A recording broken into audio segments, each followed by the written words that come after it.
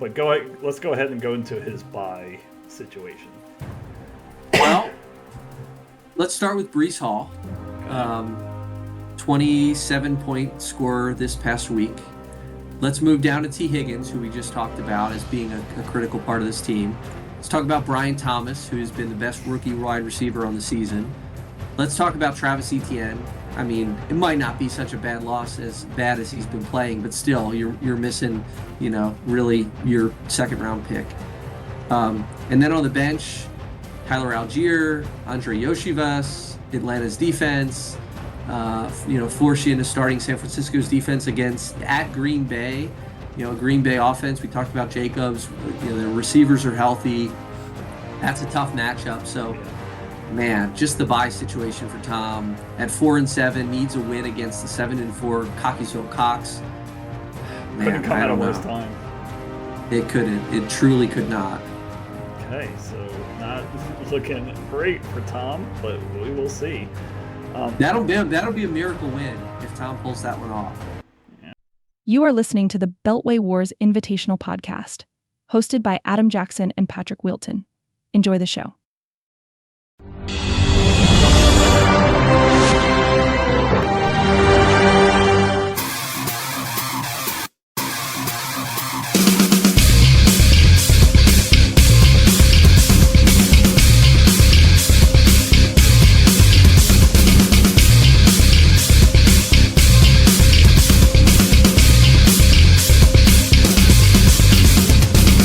Welcome back to the Beltway Wars Invitational Podcast with your hosts Adam Jackson and Patrick Wilton, the Week 12 edition. Getting down to the wire, getting down to the playoff spots, the last playoff spots being taken, untaken, dropping in, dropping out, some people clinching. Pat, what do you got? Just a Week 12 overall overview. Not much. I always hate this question. You would think that you would understand that I'm going to ask it every week, and then you'd be prepared, and then I do, and then you don't. But we've only been doing this for 3 years, so. The Ravens got a win. That's good. The Steelers lost. That's good. Steelers did lose. Yeah, no, it's we're getting down to it. 2 more weeks to go in the fantasy schedule. This is the first year that we've actually done the 14 weeks, right? Or did we do 14 weeks or was last year the weird the 2-week championship? No, it wasn't. That was only like the third year or something. Right, 3 years. That was the Charlie Brian. Yeah, I mean, look, still teams in it. Yeah, there's only 2 teams that I would say are out of it right now. So 2 weeks to go, and 10 of 12 teams still in contention. Kind of interesting. We're not going to go through the scenarios today, but next week we'll have a clearer picture of who needs to get a win to get into the playoffs. But there will be several teams in contention. Yeah, for sure. It's just a little too hard to do it for 2 weeks. I've done it in the past before, and I don't feel like doing it again. So, Patrick, if you want to get started with the Rankings Rewind. Rankings Rewind. Go ahead. All right, let's go with the Rankings Rewind for Week 12. What? No, you just messed it up again, and I laughed. No, I caught myself. I got it right? Okay. You'll be able to we've got Charlie moves to 9-3. He maintains his number 1 spot. He has 2 wins in a row, and is followed by the other 9-3 team, Sarah. Both of those teams get wins this week. Sarah is on a 5-game winning streak to move to 9-3 as well. And myself in the 3rd position at 8-4. The only 8-4 team. It means that the top 3 spots now, Charlie, Sarah, and myself, have clinched a playoff berth. All 3 of those teams separated by very few points. It's basically 30 points in the points for, so could get very interesting over the last 2 weeks to see which of these 3 teams comes away with that first round bye, that all important first round bye for the 1 seed. Very important there. Brian, his Cockeysville Cox takes a loss this week and moves to 7-5. He is now in the 4th position. And it's interesting. He's the only 7-5 team. We have several 6-6 teams. Well, 2 of them, Jake and Dustin, who are both now 6-6. Jake dropping his 3rd in a row. Dustin dropping 1 in a row here. And both of those teams in the 5 and 6 position have more points than either of the top 4 teams. So if Wow. it comes down to the fact that those 2 teams, end up tying somebody, they're probably going to have the higher seed based on the points. They are, more than 50 points ahead for both of those teams, any other playoff team right now. And then, Dustin in the 6th spot is followed by you jumping 2 spots into that number 7 seed with a win, moving to 5 and 7. Now there are 4, just like last week there were 4 and 8 teams, or 4 and 7 teams. Now there are 4, 5 and 7 teams. I think I said that right? No, there was 5, 4 and 7 teams. 5, 4 and 7 teams. Yeah, so 4 Alex of them was the only one that lost. Okay, so 4 of them win, move to 5 and 7. You have the 7 spot right now based on point total, and you have a fairly comfortable 53-point lead over Tom, who is in 8th. Scott and Josh, the other 2 5 and 7 teams. Scott falls down 2 spots to 9, and Josh finishes the rankings of the 5 and 7 teams at seed number 10. Alex drops to his 2nd in a row. He moves to 11, down 3 spots, and Mike following it up in last place, 12th, 3 and 9, loses this week. So he is still the only team with only 3 wins left. Now I'm pretty positive Mike is eliminated. I'm not entirely sure if Alex is eliminated as of yet. I mean, it's one of those things where it's like you need, the Steelers, the Bengals, the, Chargers, like all these teams to lose and you to win out. But I'm not entirely sure if he is completely out yet, but I would say it's under, a 1% chance to get in. But still very competitive. It's interesting. Of the teams that are above him that are 5 and 7, he's 4 and 8. The 4 teams that are 5 and 7, he has more points than all of them except for you. Yeah, we're even. I'm 2 points. Basically even, yep. So, yeah, potentially a scenario there if he wins out. Yeah. Sure. Yeah, but I do not see a playoff path for Mike. I think that he is eliminated, but everyone else is still in it. And, Mike can maybe play a little playoff spoilers to some of these teams. I don't know who he plays next, but maybe beat one of these 5 and 7 teams and really knock them out. A little bit of bragging rights maybe at the Christmas cookie party, which is coming up in a week or so. Okay, is that it for the rewind for you? That's it.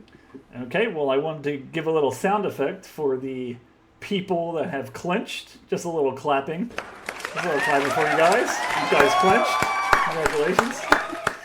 Thank you, Adam. It's so nice of you. I try. You don't even know what the sound was. Anything, but I know.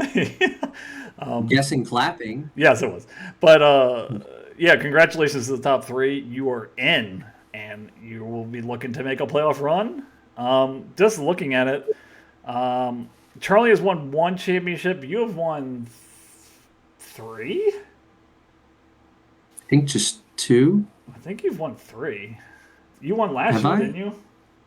I did. You won it with Solar Federation, and I think you won another one. But Sarah has not won 1, so maybe some playoff experience there. I'm not sure. But let's go to our first matchup, and that's going to be one of our hosts, Patrick. The Westminster Warbirds, 138.68, to the Westminster Wonder Boys, 112.10. Westminster Warbirds goes to 8-4. Westminster Wonder Boys go to 5-7. Looking at your players here, Drake May is the bye-week choice for you. Scores 13 points. Respectable day for your 3rd quarterback. Chua Hubbard scores a touchdown in this one, 14.5 points. Bucky Irving, 12 carries, 87 yards, a touchdown, 6 or 6, 64 for 24 points. Christian Watson, the odd man out, in Green Bay this week. Only one carry for 4 yards, 0 for 3 on receptions. Jalen Waddle has a nice game here, 8 for 9, 144, and a touchdown for 24 points. A.J. Brown, without Devontae Smith in the lineup, 100 yards, a touchdown, 19 points. T.J. Hockenson, his first, I guess, good game of the year, 7 for 9, 114, 14 points. Kyron Williams does have a touchdown in this one, but kind of struggled on the ground, 74 yards. Jake Moody has 5, and Denver has 10. You had a lot of people on bye. You had Burrow, James Cook, and Shakir on bye, but you're able to come out with a win. My leader for you this week has to be Bucky Irving. So from where he was drafted in the 16th round, is now running back number 22. His snap percentage continues to go up. It's gone from 35, 42, 35, 46, 52. So his second highest mark of the season. And it's definitely the most talented running back in that backfield with Rashad White and Sean Tucker, I believe is his name. Yes, it is. 24 points here. And looking ahead, because we're going to be looking ahead here, Carolina, Vegas, Chargers, Dallas, Carolina to close it out here. So lots of juicy matchups there for Bucky Irving. Yeah, juicy matchups for sure, including Carolina. But the crazy thing is, I may not be starting him. I have 4 really tough options here at running back, and it could have been 5 if I had held on to Chase Brown. But the issue right now is that Chuba Hubbard and James Cook and Kyron Williams are really, really tough to get out of the lineup right now. So it's possible that Irving may be the odd man out in this starting lineup, but just did it all in this game. Involved in the passing game, just as much as Rashad White. He is just as effective, if not more so, than White at this stage in the season. 64 yards through the air, another 87 on the ground. He is a versatile player. The Buccaneers clearly have made him a focal point of their offense at this point in time. He did get a goal line carry. It's funny, all 3 running backs for the Bucs scored in this game. So still a split backfield. So at any game, he is probably, of these 4 running backs on this roster right now, he is probably the least guaranteed workload, at least for the time being. Yeah, I would agree with that, but those matchups are so tempting just to throw him in, maybe even for Chuba Hubbard. Did have this week 89% snap count, so even with Jonathan Brooks back, I think this was his first game this year, I believe. Yes, it was. Yep. Only 8% snap count. It'd be interesting to see if his snap count goes up and Chuba Hubbard goes down. But you need to play that as you see it, and right now, Chuba Hubbard is the bell cow there in Carolina. Who is your bleeder? Yeah, I was surprised. I was hoping you would just mention quickly Jalen Waddle, who does what I've been waiting for him to do this entire season, with or without Tua. He finally has a huge game here, 8 for 9, 144 and a touchdown, 24 fantasy points. It was his best game of the season easily. It was his most targets on the season with 9. So hopefully that is really key for me. Irving, I'll be sitting, but Waddle is going to need to be a starter for the foreseeable future.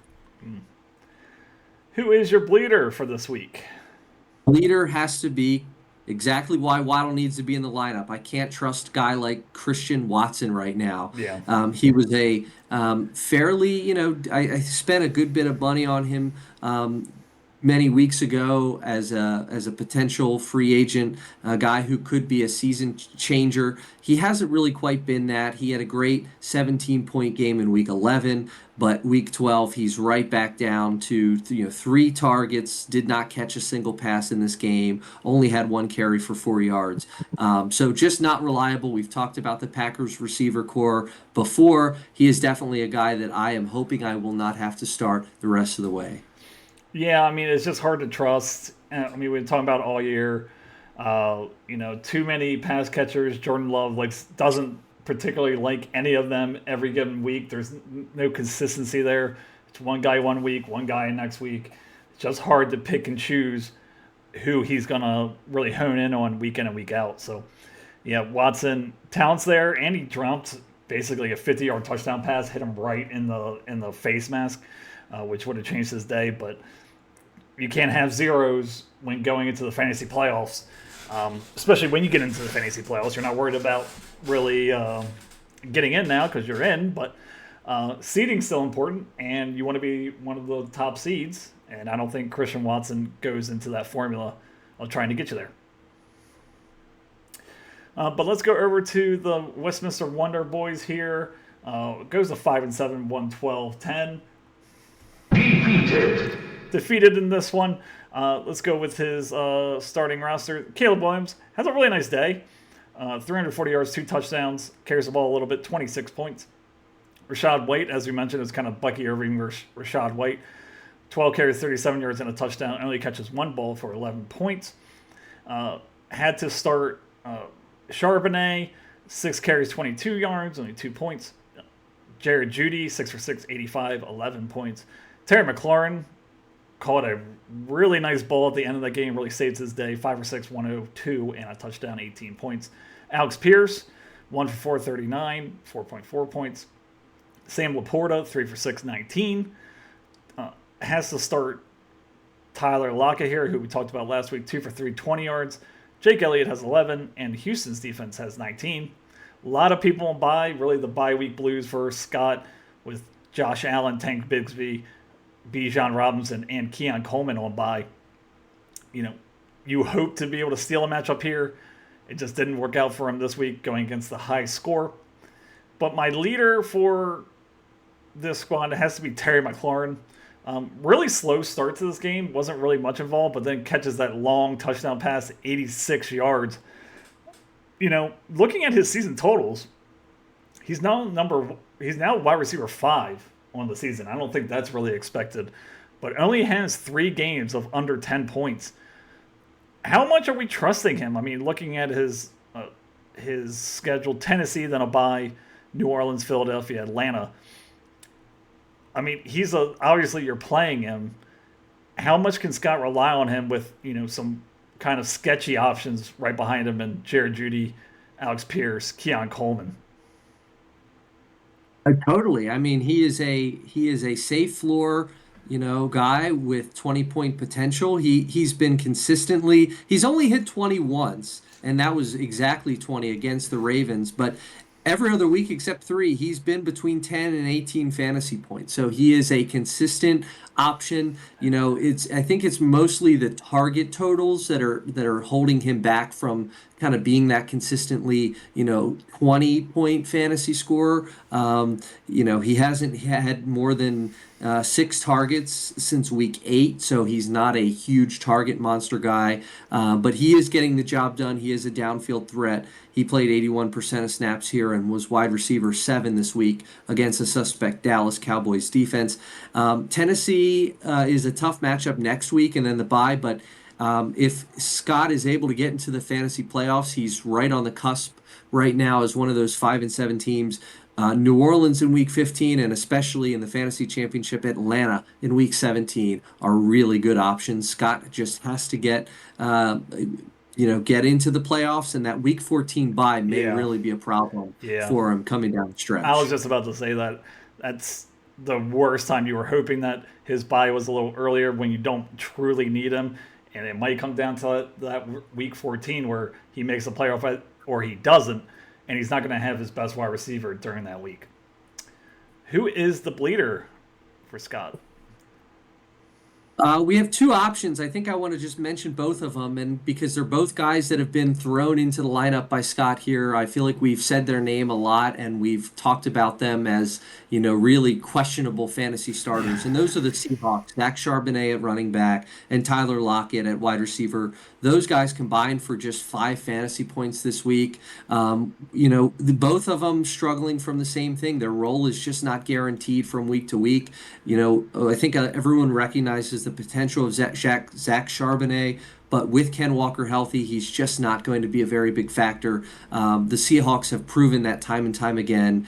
6 carries for 22 yards, just 2 fantasy points. And then Tyler Lockett, we talked about on last week's pod that he's just not that reliable of an option. Jackson Smith and Jigba has stepped up and become a very solid week in and week out fantasy starter. Lockett's role is, I think it's safe to say, is in jeopardy right now, and you cannot feel confident putting him in your starting lineup any week of the year. Yeah, I mean, I wouldn't be surprised the Seahawks let him walk after this year. They have bona fide top 2 wide receivers, DK Metcalf, Jackson Smith, and Jigba. He's just the odd man out on a team that's not going to throw a ton. They like Kenneth Walker there as well. Geno Smith is Geno Smith. I don't care how much he's improved or not. It's just not that type of team with Mike McDonald there. Going to run the ball, going to try to play good defense. Geno Smith, just don't make mistakes, and that really hurts from a wide receiver 3 perspective on the Seahawks. But I do want to make one more note here on this team. It was kind of interesting over the last week. We both needed a quarterback. We were both missing our starting quarterback, Burrow for me and Josh Allen for Scott. I was curious to see what was going to happen on when the waivers ran. It ended up that Scott bid first on Caleb Williams, got him for $6, and I bid for Drake May and for $7. So I paid one more dollar for Drake May. Scott starts Caleb Williams, gets 26 fantasy points. I got almost exactly half of that from Drake May. So in terms of picking your starter for the bye week, Scott definitely one-upped me on that decision. Yeah, for sure. But at 5-7, he's in the mix for that last playoff spot. Let's go to our next matchup here, and that's going to be yours truly, the Union Bridge Barracuda, 129.00, 5-7 on the season, to the Pikesville Pink Pony Club, 110.38, 6-6 on the season. Starting with my squad, Jane Daniels, amazing day. Really got off to a slow start. I think he was in single-digit points during the half. Really comes out in the second half and delivers 275, 2 touchdowns. Does run a touchdown in as well for 30 points, his season high this year. Christian McCaffrey continues to try to get back to full speed, I assume. 11 carries, 31 yards, 3 for 4, 37. Does lose a fumble in this one for 6.3 points.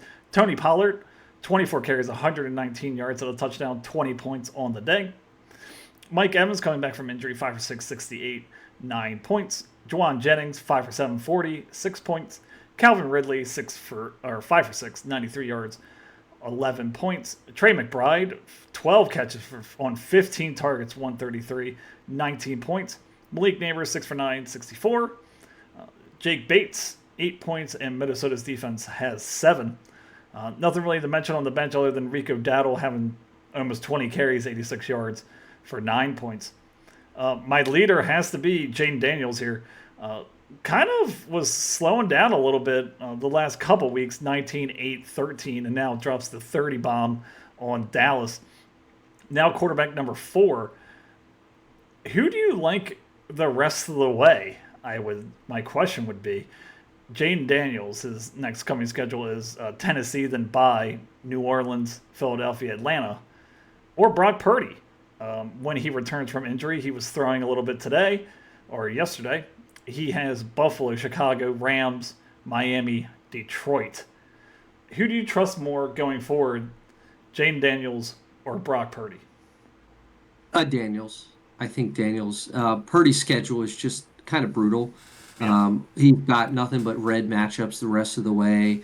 Obviously didn't play in this game. Is coming. So when he returns, he'll be coming off of 18 fantasy points in Week 11 against Seattle. I think Daniels is just proving that he went through a little bit of a slump there. Weeks 9 through 11, but returns in Week 12 against a division rival, wins that game against the Cowboys, 30 fantasy points. They didn't win. They didn't win. Oh, that's right. They very nearly tied it at the end. Yes. But regardless of that, I mean, he was QB1 this week. Tennessee has a decent defense, but quarterbacks can score against them. So at least in next week, I think Daniels is going to be the guy. Okay, and who's the bleeder on my squad? I think the bleeder has to be your number one overall pick, Christian McCaffrey. I just want to talk about him because, Yeah. he returns a few weeks ago. He's now played 3 games. His snap percentage is okay. It's between the 80s and kind of 90s there. 82 this week, but just 11 carries for Christian McCaffrey this week.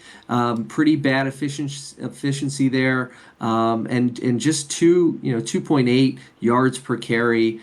He was 3 yards per carry 2 weeks ago, and just 4 targets. So what do you think is going on here? Are they working him back slowly into his role in the offense? And are you worried? What's your worry meter right now on Christian McCaffrey? I think I'm not too worried about it. I think that the Brock Purdy being out this week actually really hurt him a ton. Uh, I don't know if you watched any of that game, but that backup quarterback's awful. And Green Bay also does have a pretty stout defense, I would say. I'm just waiting for this Christian McCaffrey, runs for 2 touchdowns, catches one. It's coming. Uh, it's just, the prior 2 games, he had over 100 yards on each one of those. He just hasn't hit the end zone yet. That's coming, and I could see it coming this week against Buffalo if Brock Purdy returns. But Brandon Allen was just awful. On the road against a pretty good defense, I'm not too concerned. He's still Christian McCaffrey. Every week I get a little bit more confident just, getting out of the week without getting hurt. So he's ride or die basically. You're starting your studs, and he will become. I just had to believe that one of these days he's going to have a 30-point day. Yep. Before we move on, I did want to ask you about your decision here. It was a good one. Yeah. I think last week we talked about how, there's some thought to be given to the decision of Tony Pollard versus Rico Dowdle in this game. Both guys had similar weeks last week, if I'm remembering correctly. You make the decision to sit Dowdle. He ends up with 9 points on 19 carries, and Tony Pollard doubles him up in the points total. He goes to 20 fantasy points this week for 24 carries, went over 100 yards, and scored. What was your decision like? Was that an easy decision to start Pollard over Dowdle, or did you have to think about it? It was an easy decision once I saw that Tajay Spears was going to be out this week. Once he gets all the carries, you got to start him. They're not afraid to run him in the mid-20s in terms of carries. Just looking at here, some of these weeks he has 20, 28, 22. So they're going to run him into the ground. And they like to stay committed. And just to peek at his next matchups here, Washington, Jacksonville, Cincinnati, feel like they're pretty good matchups. So I just get real concerned about Rico Dowdle, about how bad that offense is. I like the 19 carries, but if they get stomped by one of these teams that can really score points, his usage really goes down. Unlike Tennessee, where they continue to run the ball no matter what the score is. Looking at next week's kind of interesting against the Giants, but Week 14 really scares me about playing Dowdle against Cincinnati. Cincinnati's going to score 50 points on them, so his usage might be very light against them. But let's go over to Dustin's squad, 6-6. Lamar Jackson has a fine day for fantasy quarterbacks. 22 points, 177, 2 touchdowns. Does run a touchdown as well. Kenneth Walker, 16 carries, 41 yards, 4 for 6, 52 yards, 11 points. DeAndre Swift, 13 carries, 30 yards, 3 for 4, 35 for 8 points. Justin Jefferson really struggled in this one, 2 for 5, 27 yards. Roma Dunze, 5 for 10, 39 yards. Cortland Sutton, maybe the most underrated wide receiver in fantasy this year, 8 for 10, 97 yards, and 2 touchdowns for 25 points. Brock Bowers, 4 for 10, 38 yards. Ramondre Stevenson, 8 carries, 13. Does get a 2-point conversion. Dicker the kicker, 16 points. And the Ravens defense, 7. Sort of bye week issues, maybe a little bit. Drake London was on bye. He probably would have played for Roma Dunze. But not really too much there. My leader for him has to be Cortland Sutton. Now wide receiver number 9. So drafted in the 10th round, uh, continues to score 5 straight games of over 10 points. Really involved in this offense, and as Bo Nix has gotten better as the season gone on, he has just been the favorite target for him, and he's really delivering in this later part of the season. Yeah, and I want to ask you a question about Sutton while I'm looking something up. I want you to talk for a minute about if you were to go into if the season ended today and we're drafting next season, how early are you taking Cortland Sutton, who's the number 9 wide receiver in fantasy right now? You have to think that he's going to go, that he would go around like the Brandon Ayuk area, wouldn't you? Like fourth, maybe late third. Like that's where I'm kind of thinking. I didn't really. I mean, I can look at the draft from this year. Um, are you taking him over Drake London? Are you taking him over Chris Olave? Maybe. Maybe. Debo Samuel, Mike Evans. You know, around round three was the end of round three was Devonte Adams, Nico Collins, and Brandon Ayuk. Maybe a little earlier than that, maybe around the Debo Samuel, Mike Evans era, early third, but that's probably where you're taking him. So I was just curious, like, because I mean, there was one point where like Cortland Sutton was expected to maybe live up to that, or to be a player that could be an elite fantasy option, and then kind of disappeared. So I was just going back to look. He was drafted ninth in 2023 in our league, so not this year. This year, let's see, where was he drafted this 10th. year by Duff? In the 10th. He was drafted ninth in the league last year. And then I wanted to see, was it the year before? I feel like at one year he was drafted much higher. Would it have been the year before, or am I making that up? Probably not making it up. I don't know where you I'm could just looking see here. that. Um, yeah, I'm I can't looking. really tell from. Yeah, there it is. So I drafted him in the fourth, Okay. 2 years ago in 2022. So that's why I remember him, because he was on my team. But I mean, there was the potential for him to become an elite wide receiver. Of course, had quarterback issues over the Yeah. last couple years and wasn't able to live up to it. But now with Bo Nix finding his way, and really playing in a unique system for Sean Payton, finding a way to get Nix to maximize his strengths, and one of them seems to be getting the ball to Cortland Sutton. So I'm just curious, like, you said what, the fourth or fifth, something like No, that I for him said next year? early fourth, late third. Late third, early So like fourth. around Yeah, I where mean, Brandon Ayuk was picked, or Debo yeah, Samuel, I think that's where he's at. yeah. It'll be Um, interesting to see. I think I tend to agree with you, but it's just surprising to say that given his history the last 2 seasons. and I don't think it's his fault, really. I just think it's been Mm. the ineffective quarterback play that's been there for so long. I mean, ever since really Peyton Manning has left, they haven't had a really established quarterback there. So I don't think. I mean, 6'4", 216. 6 years of experience now. He's really coming into his own now. Number one option there in Denver, and they can't run the ball. So it's like, if you can't run the ball, you're going to throw it, and he gets many targets and he gets end zone targets, which is what you want to see. Who's the bleeder? The leader has to be the number 1 pick for Dustin's team this year, Justin Jefferson. In a tough matchup, granted, at Chicago, he scores just 3.7 fantasy points. He's now had his 3 lowest scoring weeks of the entire season over the last 3 weeks, 3 in a row. Just 5 targets in this one, which was a low for him on the year. Granted, a good defense this week, a good defense last week in Tennessee.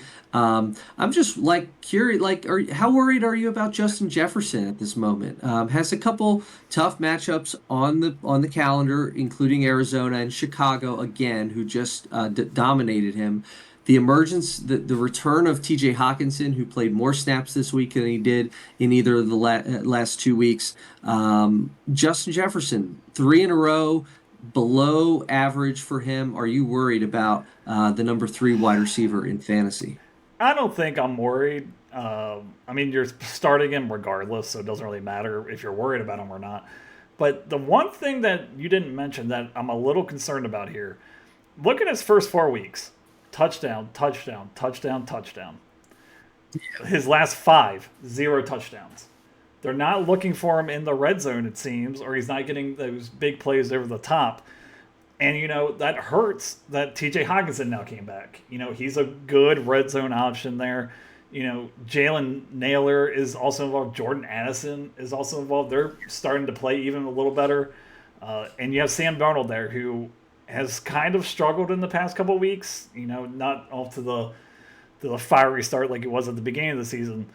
I think we can temper expectations, but he's still a top 10 wide receiver. He might just not be that top 3 wide receiver that you're really looking for the rest of the way. Yeah, Addison, touchdowns in 3 of his last 4. So to your point, that explains it. Maybe Jefferson is just drawing more coverage, allowing these other guys to get open. So maybe that balance is back out, but we shall see, as Dustin is now 6-6 and needs to, win at least, you would think, one of these games to make the playoffs. Mm-hmm. For sure.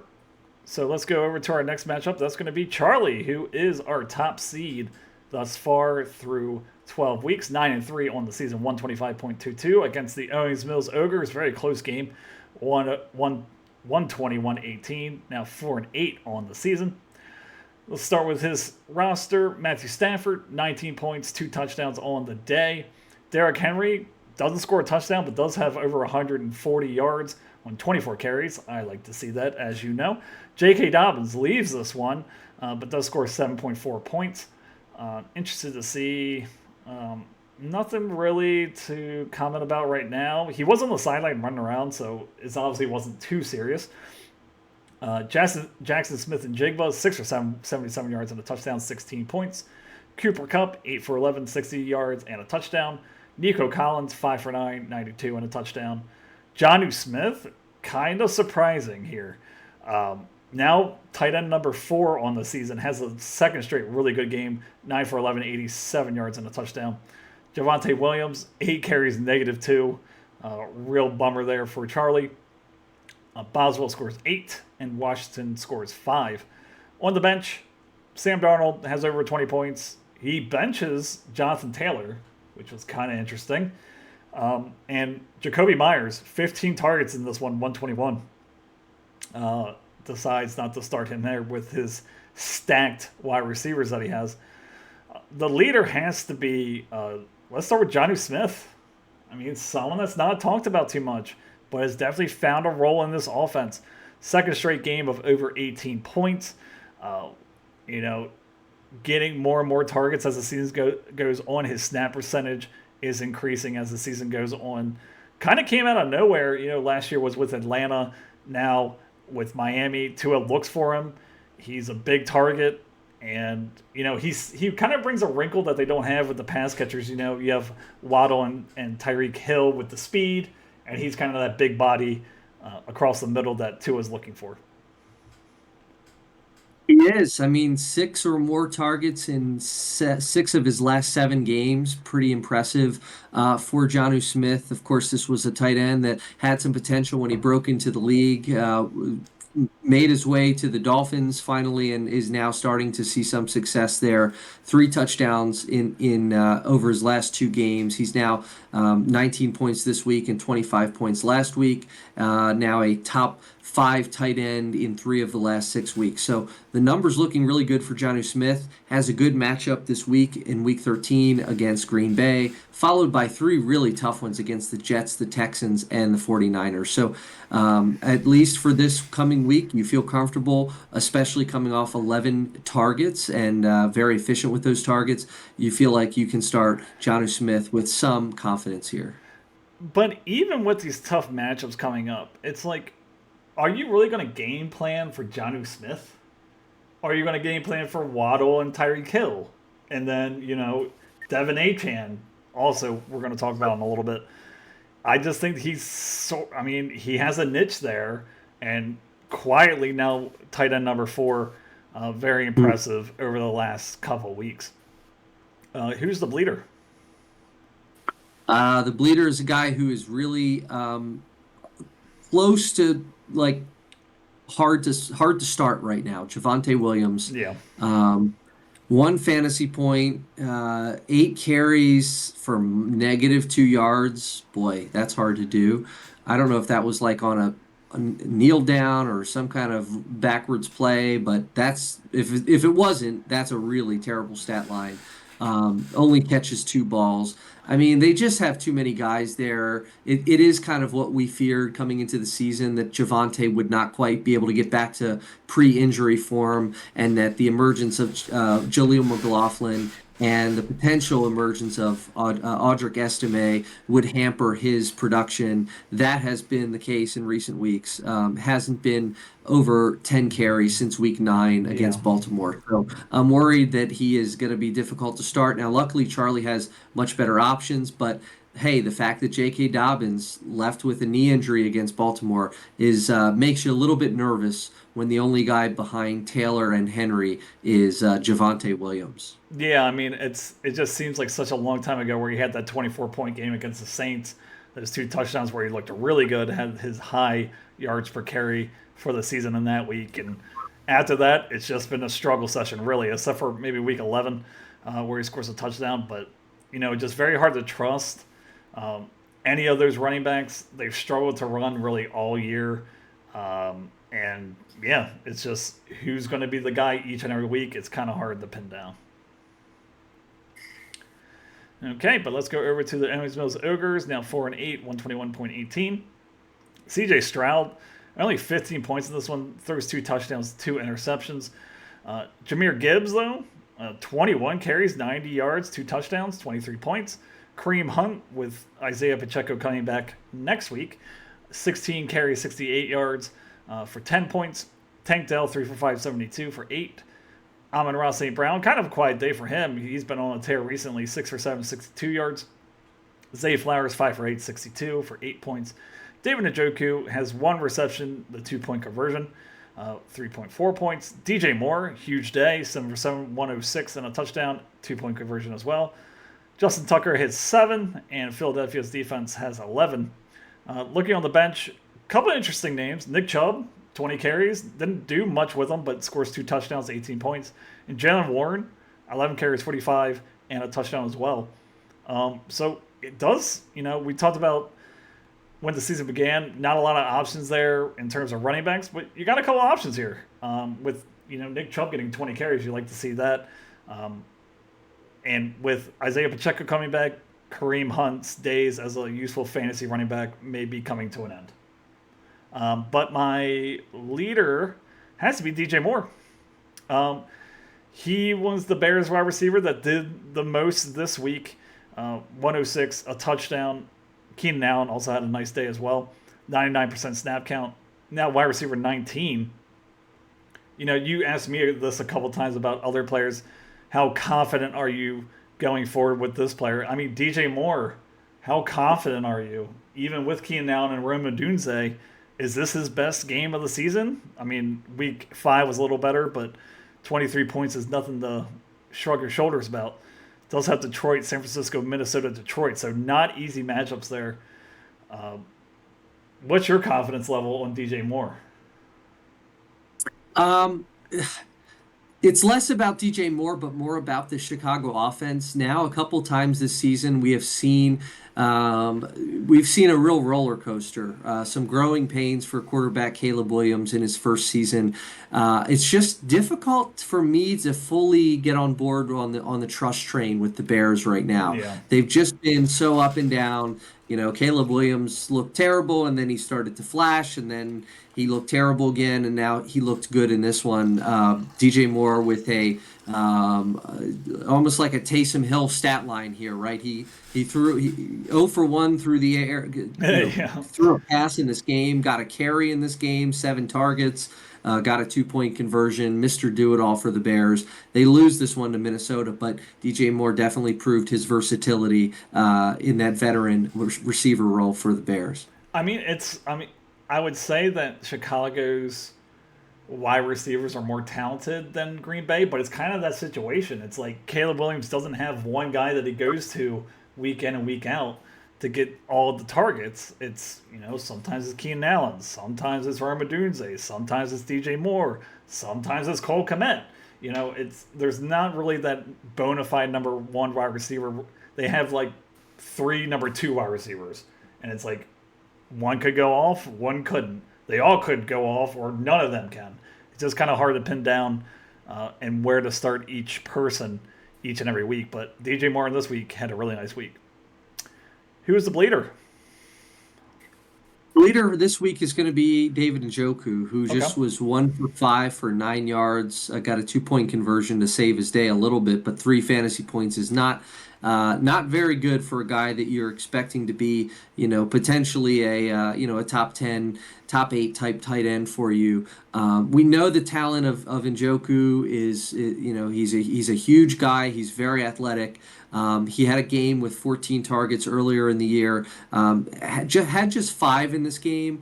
I'm not sure whether that was game script dependent or that the Steelers just do a really nice job over the middle part of the field. Probably just defended him well, but his lowest target total since week 5 against the Commanders. So tough week for David Njoku, and has Denver and Pittsburgh, both away games. So 2 very good defenses playing on the road. I worry about Njoku coming down the stretch here as Alex, needs to win out, and those are really 2 tough matchups to have Njoku be a big part of that for Alex.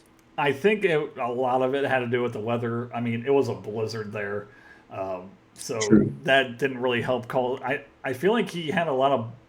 Maybe not, I only had 5 targets, but I feel like he had a couple of catches there where he dropped. So I think the weather had a lot to play there. As at the beginning of the game, it wasn't so bad, but by the end of it, it was really bad. So, at least if the weather's bad throughout the entire game, you can kind of get used to it. I don't think they were really prepared for that. So, he's a guy, and you're hoping that he gets around 7 or 8 points per week. For you, tight end number 14, still kind of respectable, but he's just kind of a guy right now.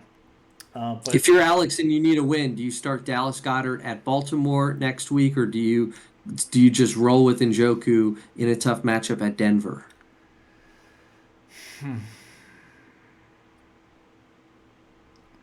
It's at least a question. It's a question. That Baltimore matchup looks so juicy. I know. Especially if Roquan doesn't play again. Well, we don't have to give Alex an answer. I play Alex in week 13, so we don't have to give him an answer on that one. Okay, but at 4-8, he's probably, barely hanging on. So it's really, really been a lost season for Alex. Okay. But let's go over to our next matchup, and that's going to be Sarah. The Orchard Beach Ovaries 118.36 now goes to 9-3 on the season, clinches a playoff spot to Jake. Carlisle Cheddar 108.52, 6-6 on the season. Jalen Hurts has 15 points in this one, throws a touchdown, carries the ball 12 times. Dan Montgomery is hurt, limited in his walkthrough today. Only had 8 carries, but 37 yards and a touchdown for 14.8 points. Devin Achane, not much doing on the ground, but does catch 2 touchdowns from Tua, 19 points. CD Lamb, 10 for 12, 67 yards, 11 points. DeAndre Hopkins catches an end zone target from Patrick Mahomes, 12 points. George Pickens in that snow game, 4 for 7, 48 yards, 6 points. Cole Kmet with 10 targets, 64 yards, 9 points. Noah Brown, kind of a surprising little start there. 6 for 10, 71 yards. Chase McLaughlin has 4, and Miami's defense has 14. Looking on the bench, bye week issues. You had Chase Brown, Tajay Spears was out, and Evan Ingram was on bye as well. I guess my leader, I'm trying to not do the most obvious one. Let's go with DeAndre Hopkins. Okay. So, 45% snap count still, 6 targets, 5 for 35. Is this kind of his ceiling, or can you see it going higher as the season goes on? I think I could see it going higher. I mean, Juju Smith-Schuster is just not going to be a thing, you No. know. I had held out hope. I had picked him up at one point and held out hope that he would, have the game he had before he got hurt. But it just doesn't seem to be the case. I mean, 6 targets now, has 5 or more targets in three of his last 4 games. Um, has a few decently tough matchups coming down the pike here. A couple defenses that play wide receivers pretty well, but we're seeing Mahomes heat up. We're seeing Mahomes play much closer to the level that he was drafted at. After we talked about it, the entire season of underperformances, he's now had a few good games in a row. Hopkins definitely seems to be a guy who is going to compete for a lot of catches, and we all sort of thought he was left for dead behind Calvin Ridley in Tennessee, and the Chiefs find a way to make the old man relevant again. Yeah, I mean, you just got to get that snap percentage up. 45 and 47. You would have to assume that's going to go up. Maybe it was game script. I don't know. Maybe it was the way Carolina was playing defense, but it was close. So I feel like that snap percentage should have gone up. If his snap percentage gets around that 70 mark, watch out. I think that big games could be ahead for DeAndre Hopkins. Who is the bleeder? Not really a whole lot to talk about here. I mean, especially given the fact that his 6.8 fantasy points may actually been pretty good for that snow globe of a game that we Yeah. just talked about.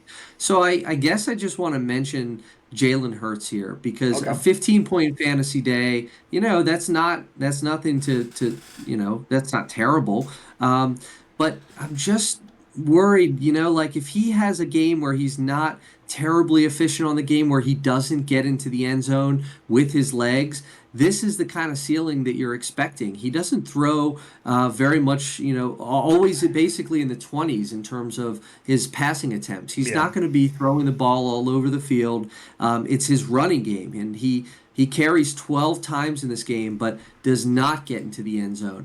I don't think there's going to be a whole lot of games where he doesn't get into the end zone. He's been doing it all season.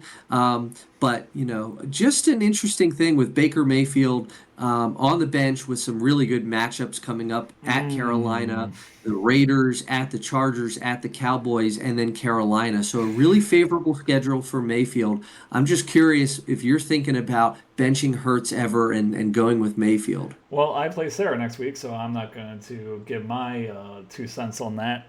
Maybe you can, but it's, quarterback number two, the quarterback number five. I mean, it's not as much of a question as you would think at the beginning of the season now. And like you said, some good matchups there for Baker Mayfield, but, you still have that Jalen Hurts. He could run 3 touchdowns in at any given point, which, really catapults his week. So, a very hard decision to make there for Sarah going forward. Yeah, I guess it's pretty good for Hurts too, at Baltimore and then Carolina. Yeah, It doesn't get much better than that right now. no, it does not. Okay, so that's a bleeder there, but 93 doing very well. I believe she's second in the standings. Yep. But Jake now 6-6. Carlisle Cheddar, Justin Herbert on Monday night has a fine day. Runs a touchdown in, throws for 218, 17 points. Saquon Barkley, my goodness, the Giants have to be kicking themselves. 26 carries, 255, 2 touchdowns. He could not be stopped. No one could stop him. He was just fabulous in this one. 44 points. Tyron Tracy, 9 carries, 42 yards. Mike Williams with a big old 0 in that snow game. Elijah Moore, also in the snow game, 3 for 5, 21. Jalen Reed, my has the fall off kind of happened here. 3 for 3, 26 yards. Kate Otten, 1 for 3, 30. Jameson Williams, Jameson Williams, 5 for 6, 64, 9 points. Jason Sanders, 11, and Pittsburgh with 8. Looking on the bench, he sits Jordan Love, which was the smart decision here, only 14 points, but did have Alvin Kamara, Devontae Adams, and Garrett Wilson on bye, as well as Kyle Pitts. So kind of the bye week blues for Jake, now going to 6-6. I mean, the leader has to be Saquon Barkley. I mean, I know we talk about him a lot, but you have to talk about him when he has 44 points on the day after a 32-point day the week prior. 9.8 yards per carry, could not be stopped, 2 touchdowns, even involved in the passing game. Now the number one running back in fantasy, number 2 overall player in fantasy football. Just, all the talk that I had in the, beginning of the season about, maybe not being as effective, 27, getting up there a little bit in terms of running back age, not a problem. And, he does all this on 68% snap count. So when he's in, he's scoring fantasy points.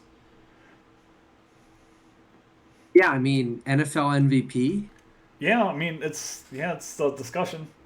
It's Yeah. him, Lamar, Derrick Henry, maybe Jared Goff you still have in there a little bit.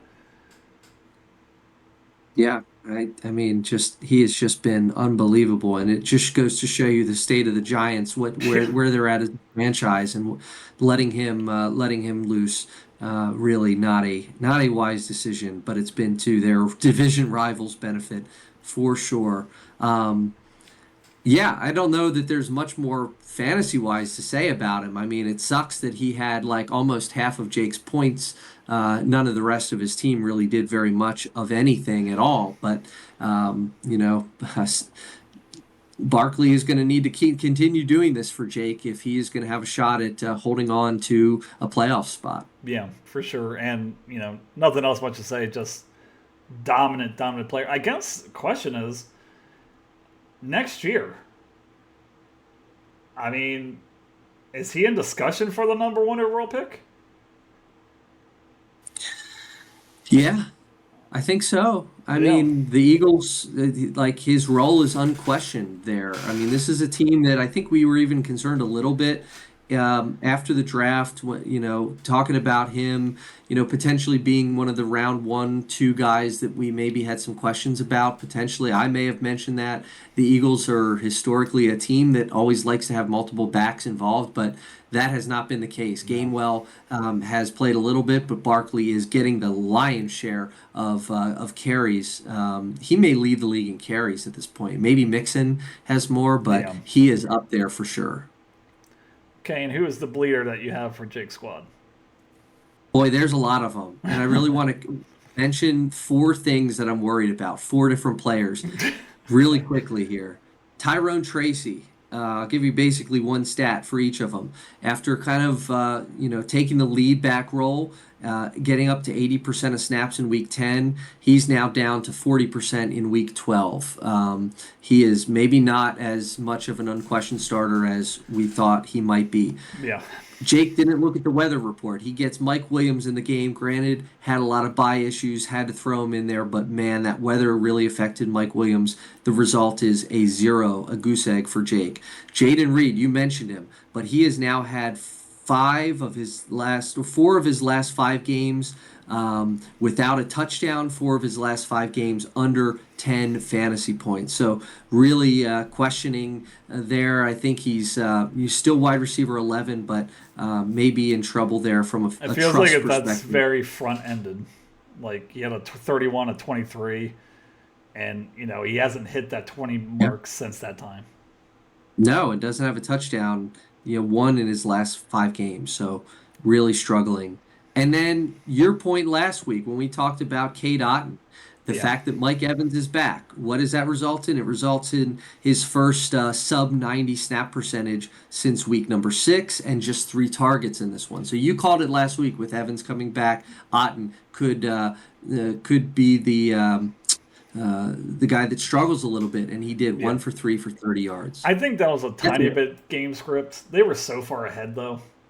Um, I Mm. did see it coming back a little bit, away from the 2 touchdown games, things like that. But 3 targets on 1 catch, I just don't think they needed them. So they were just like, whatever, we're not gonna. I think they wanted to make a point that Mike Evans is back and healthy, so they kind of fed him a little more. But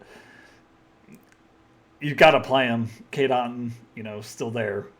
So guess I'm not as worried. This is a bad game. It's just, I think it was just kind of, they didn't need to throw the ball that much. New York was basically inept that entire game. So hopefully better days ahead for Jake and Cade Otton. Let's go to our next matchup. That's going to be the Finksburg Freaks going to 5-7, 113.76. to the Cockeysville Cox 90.70. Look at this, Patrick. Patrick Mahomes, 28 points on the week. 269, 3 touchdowns. Does run the ball for 60 yards as well. Justice Hill has that big carry at the end of the game against the Chargers. 55 yards and a touchdown. Amir Abdullah, 8 for 28.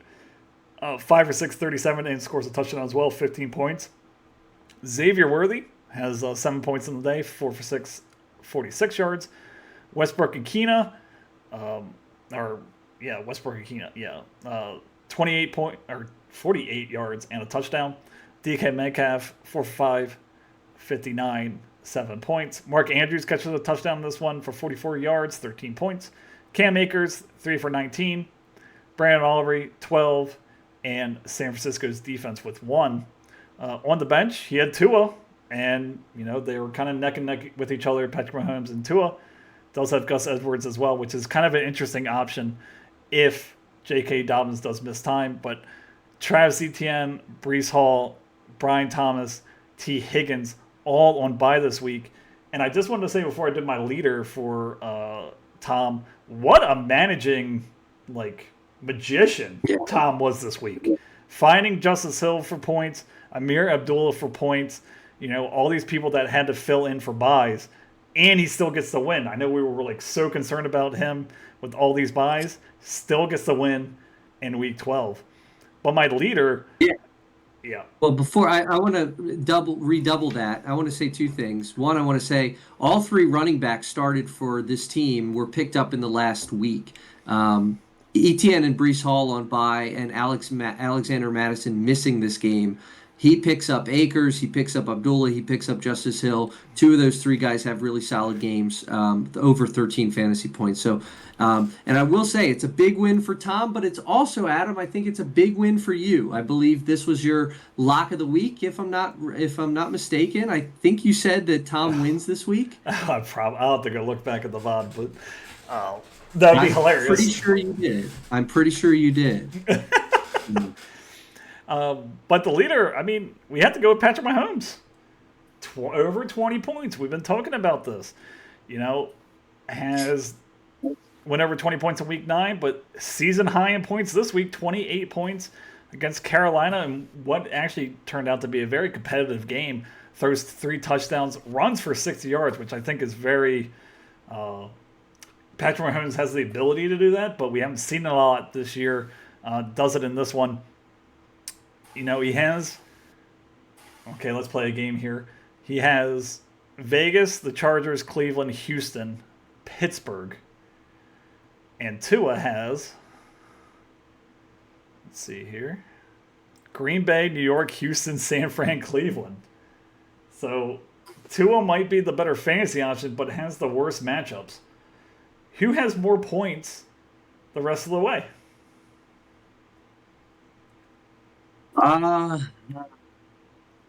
Man. Yeah. That's really tough. Man,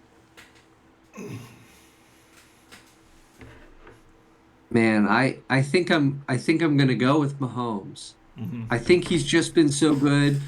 Yeah.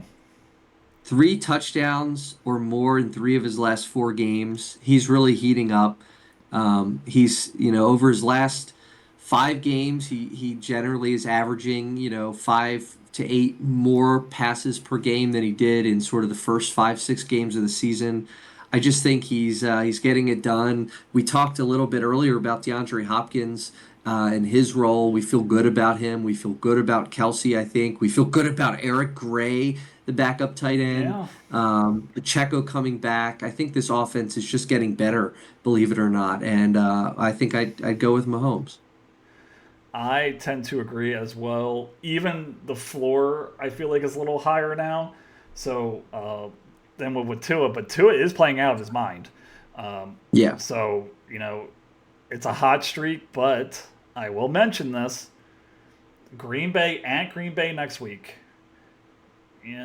At Cleveland in week 17. These are these cold weather games we were kind of talking about, where they have to go to some of these places. Houston. That's going to be fine weather. I think it's a dome. Jets and San Fran are at home, but week 13 going into Green Bay, where I think it's going to be pretty cold. Something to be a little bit Yeah, concerned don't love about. it. Don't love it. All right, so who was the bleeder? The bleeder for this team, I mean, generally, like we said, Tom did a really great job Yeah, this week. So it almost feels unfair to go Cam Akers, who was kind of yeah. stuck in there as a what the heck flex. So I think I, I'm going I to like that. say I'm going to use that from now on. What the heck, flex? what the heck flex. That Yeah, might be a exactly. recurring thing. The worst flex play of the week. What the heck, flex? A term stolen from a fantasy Oh, podcast that okay. clearly you Well, don't we listen to. we will But steal it. yeah, I mean, I guess if I were to go, I don't know, a true bleeder here. I mean, do we have to talk about do we have to talk about DK Yeah, Metcalf? you A do. 4 for 5 in this game. He now has 2 straight games of kind of under 11 fantasy points. He only has 3 touchdowns on the year, hasn't scored since week 7 prior to his injury. He's got the Jets. He's at the Jets, at the Cardinals, and then home to Green Bay. All 3 of them are tough matchups for wide And then receivers. Minnesota, which I don't feel like is an easy defense to go against.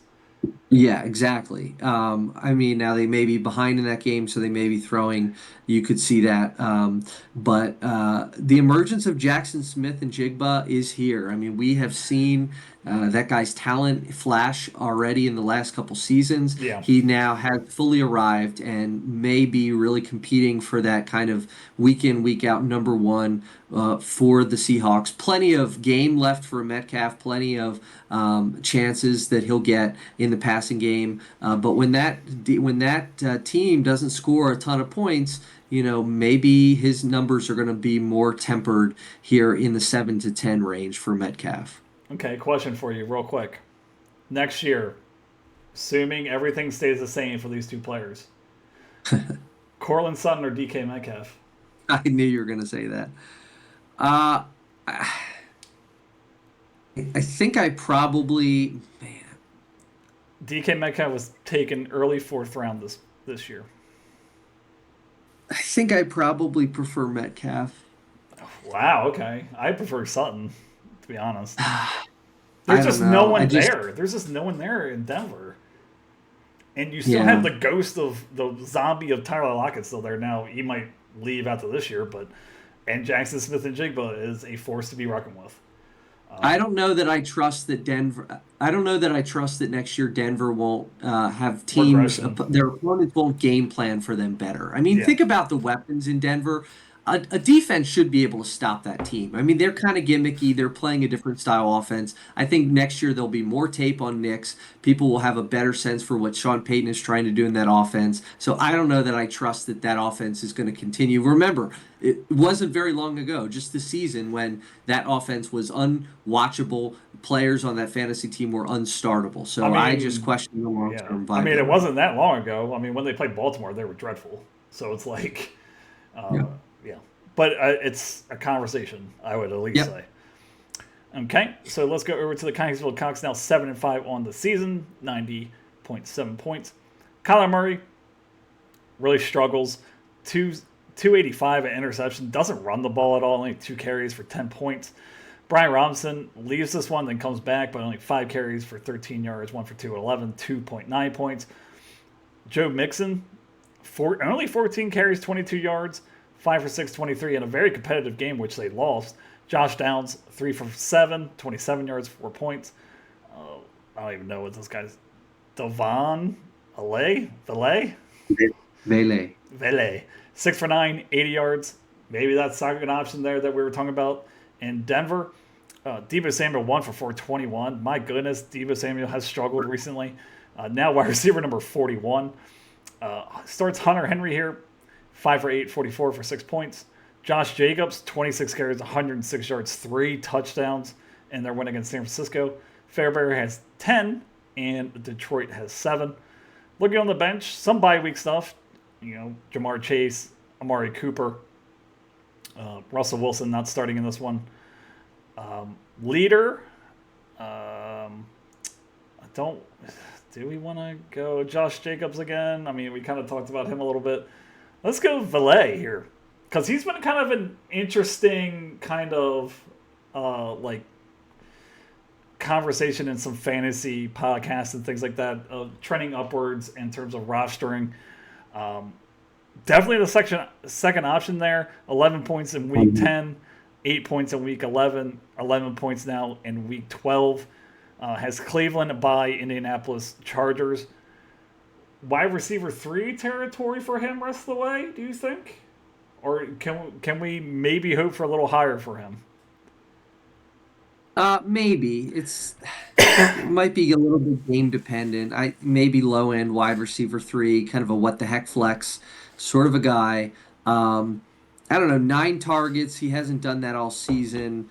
Doesn't I just didn't have want to talk about just Josh has one. Jacobs again, to be honest. No, I know. I was going to say Jacobs was our leader last week, and Debo Samuel was our bleeder last week, and I had a feeling it was going to be the same this week. So, yeah, I don't know. I maybe 6 for 9. We'll see what he does. He's got doesn't have a ton of really good matchups or really bad matchups coming down the pike. So I think he's kind of a maybe a flex type guy. Okay. And who is the bleeder? You got I many think we do options. have to talk.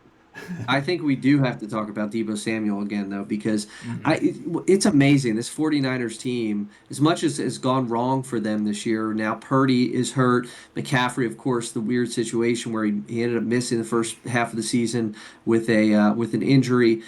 Ayuk's contract issue that was going on that lingered, the holdout, then him coming back and not doing anything, then him getting hurt, and now you've got Debo Samuel who is just not performing very well at all. No. 1 for 4 in Yeah. this one. This is after a 4 for 7 4 point game last week. Hasn't been into the end zone since week 6. It was his only touchdown of the season. Yeah. He's got tough matchups at Buffalo and then home against Chicago coming up.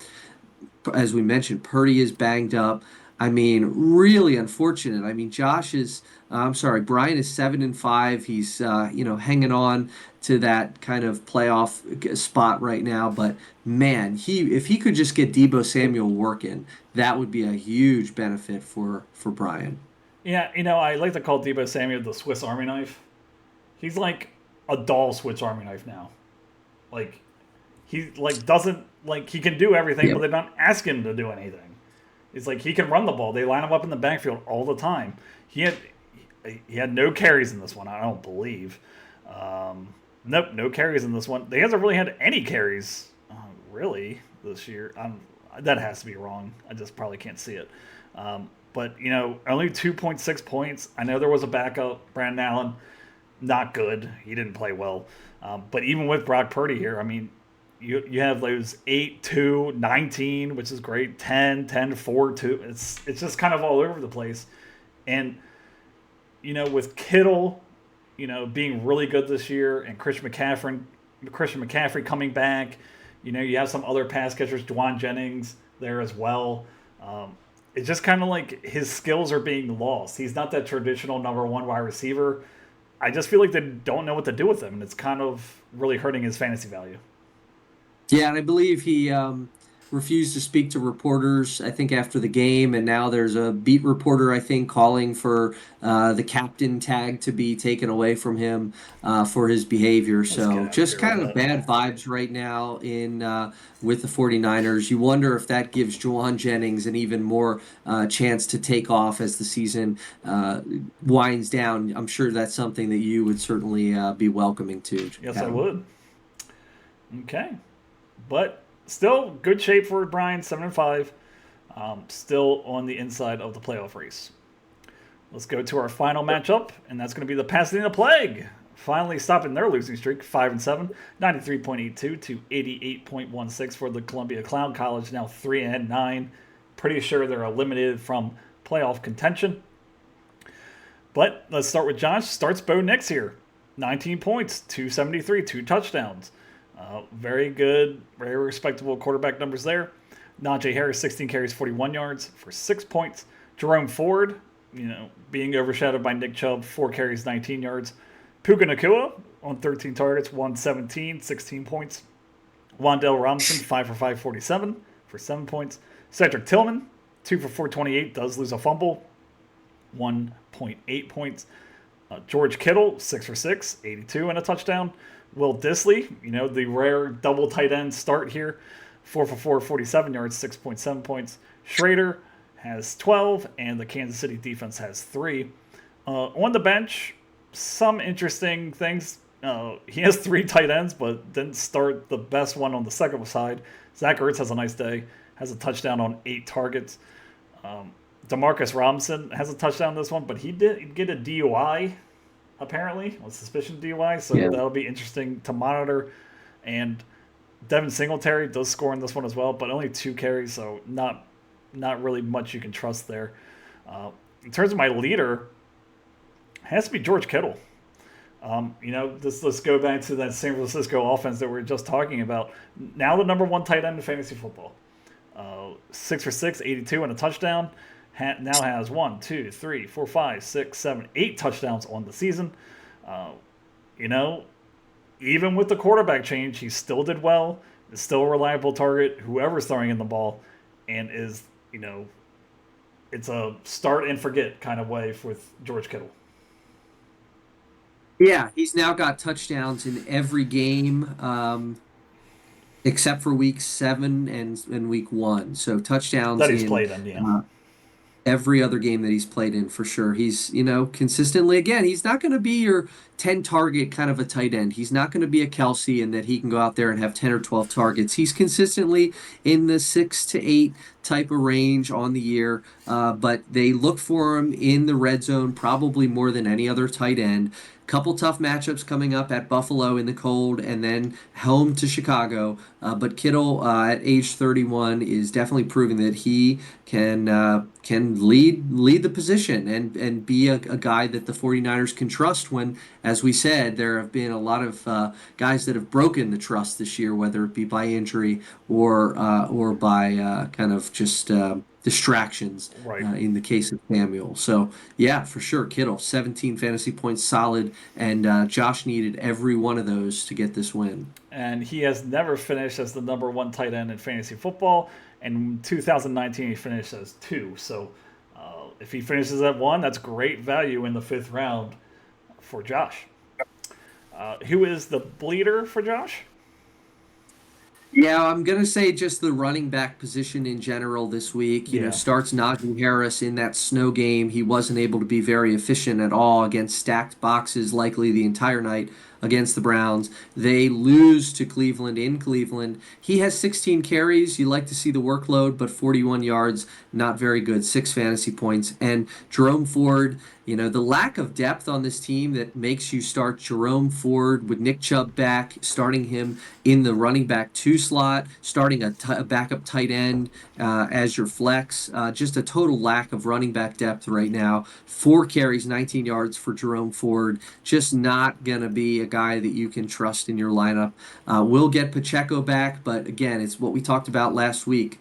Josh is hanging on with kind of a glued together, taped together roster right now, and really needs Pacheco back and probably needs to win his last 2 games to get a playoff berth. So well, the good news is Pacheco is coming back next week. I'm pretty sure that's the news. Is that good news?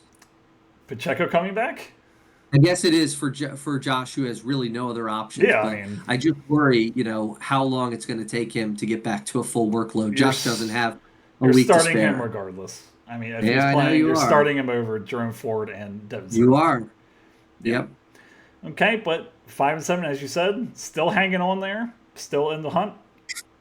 Now let's go to the Columbia Clown College, 88.16, the low score of this week. Jared Goff didn't really have to do too much in this one. 26 of 36, 269, no touchdowns, no interceptions for 10 points. Aaron Jones, 22 carries, 106 yards, a touchdown. Does lose a fumble in this one, 18 points. James Conner, only 7 carries for 8 yards, but is involved in the passing game, 5 for 5, 41, 7 points. Tyreek Hill, 5 for 6, 48. Quentin Johnson, my God, I feel like he went over 5, but I feel like 4 of those drops were, in the fourth quarter, 0 points.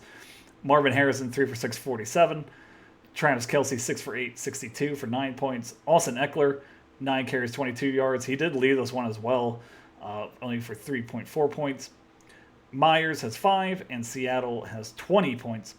On the bench, I mean, the obvious number that looks out to me is Jordan Addison, 6 for 9, 162 and a touchdown. Probably his best game of the season, or even going forward. But, you like to see that. He's, that number 2 wide receiver in a competent offense. My leader, not really much to pick from, so you have to go Aaron Jones. 22 carries, 106 yards, a touchdown. I know that you were talking about Mike's team as the old man running back squad. Aaron Jones, now running back number 16. He was drafted in the 5th round. So that's probably about right of where you drafted him. Still going. And 79% snap count, his third highest snap count of the season. So they're using him, and he's run the ball well. Yeah, we talked about him last week as the bleeder, if I do recall, and said that maybe this is the time where the wheels start to fall off for him. Clearly not. He proves us wrong in this game. 22 carries is tied for his most on the season. His 106 yards was the second time that he went over 100 yards. Gets into the end zone for his 3rd touchdown of the season on the ground. Great performance. Great win for the Vikings in a divisional game. Looked really, really good in that one. Ran hard. I watched him a little bit in this game and looked like he was running extremely hard for the Vikings. So, we were wrong on that one, or at least I was last week. Yeah. Who is the bleeder? You have a lot of things to pick from. And there's one person I want you to talk about. And I'm interested to see if you'll talk about him. Man, I think I'm going to mention Jared Goff here. Okay.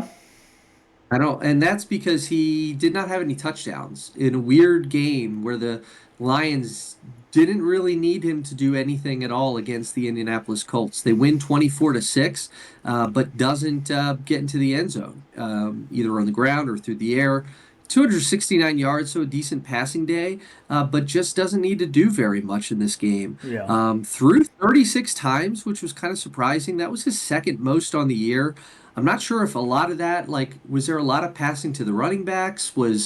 I'm not exactly sure what resulted in this this kind of stat line for the Lions, but we do know that against bad teams, when the Lions are up, they're just content to keep it on the ground. They're content to give the ball to Montgomery, Thunder and Lightning, Montgomery and Gibbs, and Goff just didn't need to do very much. Yeah. Goff is one of those players it's very weird. He's very good, but he's hard to trust. Yep. It's like he's not going to turn the ball over too much. He did have that one aberration of 5 interceptions in Week 10, but other than that, he's not throwing picks, at least in the second half of the season. But you're right. It's like Detroit has a good defense. They have a good running game, and they just run over people. So if you're in negative game script and Jared Goff, you can have some of these games where it's 10, 12 points, or you could have a 34-point game if the scoring starts. He's able to do that.